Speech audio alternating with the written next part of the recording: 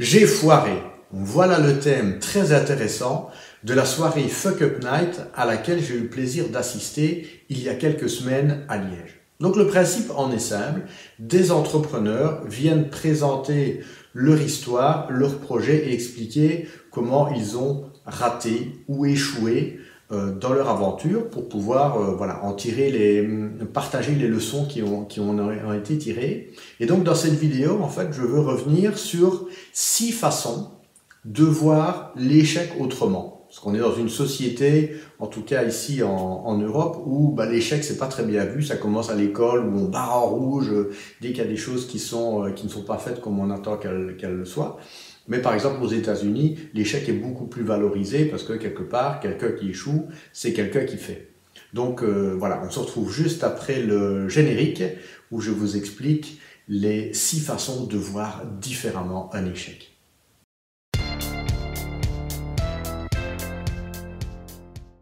La première façon de voir différemment un échec, c'est de le considérer comme un apprentissage. C'est-à-dire qu'on a fait quelque chose, on n'a pas obtenu le résultat que l'on voulait, mais on a quand même obtenu un résultat, on a quand même obtenu de l'expérience qui nous sera peut-être utile par après ou pas. Mais en tout cas, ça a permis de développer finalement ses compétences. Et donc ça, c'est déjà le premier gain qu'on peut retirer d'une expérience non réussie. La deuxième façon de voir différemment un échec, c'est de le voir finalement comme une partie d'un processus. Là, je pense à notamment Thomas Edison, qui est l'inventeur de l'ampoule, et qui nous disait que voilà, il avait à peu près échoué 1000 fois selon l'histoire ou selon la légende, et quand on lui demandait comment il avait réussi à persévérer, il disait je n'ai pas échoué 1000 fois, j'ai trouvé 1000 façons de ne pas arriver à mon objectif, ce qui fait qu'à un moment ou à un autre, une fois qu'on a éliminé finalement tout ce qui ne fonctionne pas, on arrive à avoir une solution, une stratégie qui fonctionne.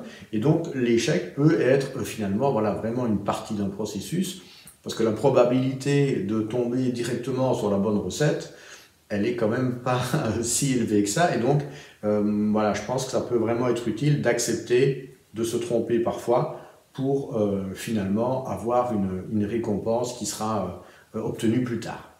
La troisième façon de voir l'échec, c'est de le voir aussi comme une pièce d'un puzzle. Donc c'est un peu en lien avec ce qu'on a vu juste avant, mais c'est de se dire que voilà, j'ai eu une expérience, aujourd'hui je n'ai pas eu les résultats que je voulais, mais cette expérience je l'ai quand même. Et peut-être que dans 2 ans, 3 ans, 4 ans, je combinerai cette expérience avec une autre, ou je combinerai l'idée que j'ai eue avec une autre idée qui émergera, ou une technologie qui peut-être n'est pas disponible aujourd'hui, mais qui va arriver dans quelques années, et qui, une fois combinée à mon projet actuel qui n'a pas fonctionné aujourd'hui dans ces conditions-ci, pourra fonctionner plus tard. Et donc ça, c'est pas toujours évident à le garder à l'esprit, mais voilà, c'est de se dire que ce qui a été fait aujourd'hui, c'est peut-être vraiment une partie de quelque chose qui sera réussi plus tard.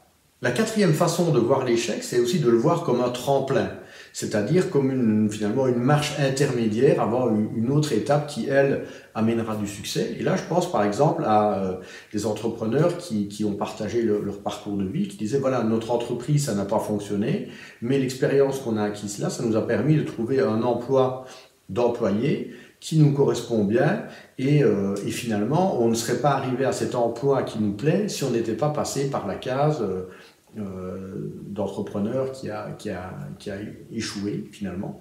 Et donc ça, c'est important aussi de se dire, voilà, ça peut être simplement une étape qui va nous en amener à une autre, et peut-être même une étape obligée avant d'arriver à quelque chose de mieux.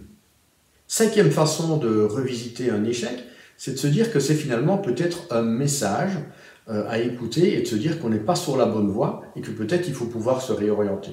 Je me souviens dans mon parcours scolaire, quand j'ai commencé l'université, j'avais entamé des études de biologie et en fait ça ne correspondait pas du tout à l'idée que je m'en faisais. Donc j'ai raté ma première année, même si j'avais beaucoup travaillé, si j'avais eu beaucoup d'énergie, mais en fait j'ai toujours été finalement vraiment dans l'effort. Alors après, j'ai refait ma première année en même temps que la deuxième, donc au final j'ai fait mes 5 années en 5, mais vraiment toujours dans cet effort-là. Alors aujourd'hui, je ne vais pas dire que je regrette ce parcours parce que ça m'a amené à différentes étapes, comme j'en parlais dans l'idée des échecs, c'est de se dire que voilà, c'est une étape parmi un parcours.